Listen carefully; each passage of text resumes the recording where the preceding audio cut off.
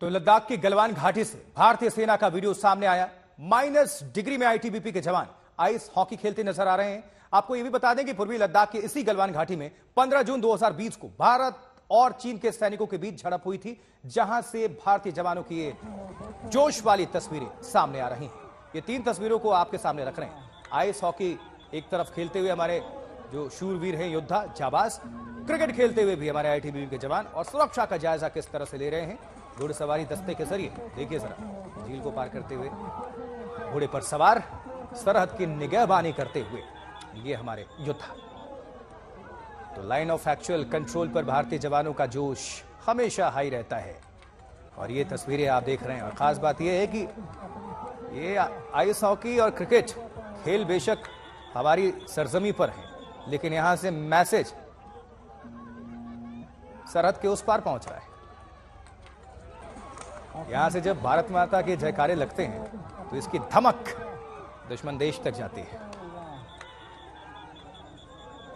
तो कभी जहां तनातनी हुई थी गलवान, वहां गलवान में हमारे बलवान, उनकी मौजूदगी। और ये 5 तस्वीरें इस वक्त सुरक्षा का जायजा किस तरह से लिया जा रहा है घुड़सवारी दस्ते के जरिए, ये तस्वीरें आपको दर्शाती हैं। एलएसी पर क्रिकेट खेला हमारे जवानों ने। जवानों की अगर बात करें तो वैसे तो जोश हमेशा से ही हाई रहता है, लेकिन इन दिनों कुछ और 7वें आसमान पर, और आइस हॉकी का भी लुत्फ उठाते नजर आ रहे हैं। मार्शल आर्ट की भी ट्रेनिंग उनको दी जा रही है, और जो इजराइल में सैनिकों को ट्रेनिंग दी जाती है, वही ट्रेनिंग हमारे जवानों को भी दी जा रही है।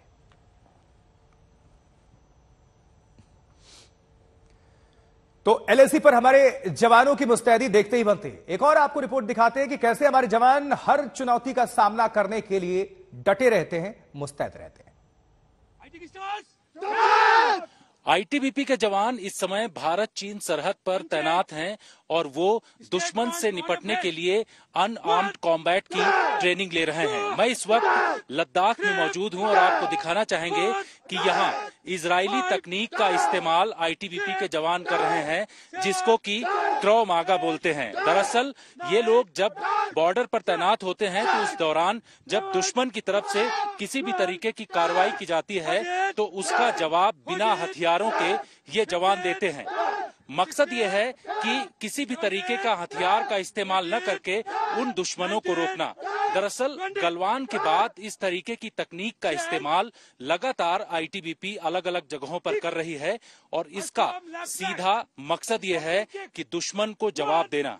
गलवान की घटना के बारे में अगर बात करें तो उस दौरान जिस तरीके से आईटीबीपी के 20 से 25 जवानों ने 200 के आसपास जो पीपल्स लिबरेशन आर्मी थी उसको वहां पर रोक करके रखा था, और यही वजह था कि उनको अलग अलग जगहों पर रोक करके ये बता दिया कि किस तरीके से आईटीबीपी के जवान दुश्मन का मुकाबला कर सकते हैं।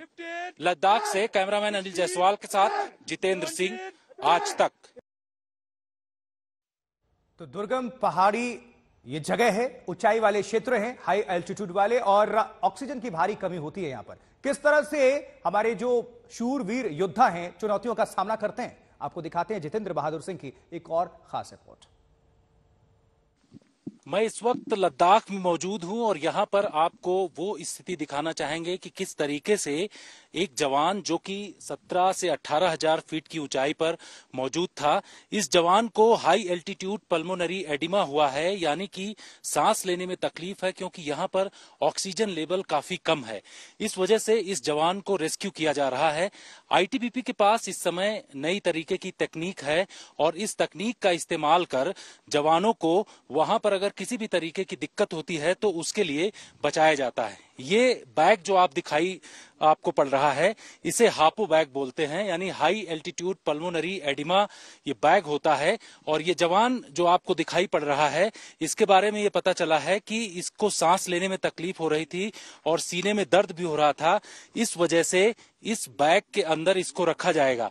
इस बैग की खासियत यह है कि सांस लेने में जो तकलीफ उस दौरान इनको हो रही थी, वह इसको हाई एल्टीट्यूड से सीधे नीचे 6000 फीट की हाइट पर ले आएगा, और इस बैग के अंदर इस तरीके की तकनीक पाई जाती है जिसके जरिए इस जवान को बचाया जा रहा है। आईटीबीपी अलग अलग जगहों पर जो लाइन ऑफ एक्चुअल कंट्रोल पर मौजूद है वो इस तरीके के बैग का इस्तेमाल करके जवानों की रक्षा करती है और यही वजह है कि आईटीबीपी उन मॉडर्न तकनीक का इस्तेमाल कर रही है जिससे जवानों को किसी भी तरीके का नुकसान न हो। लद्दाख से कैमरामैन अनिल जायसवाल के साथ जितेंद्र सिंह, आज तक।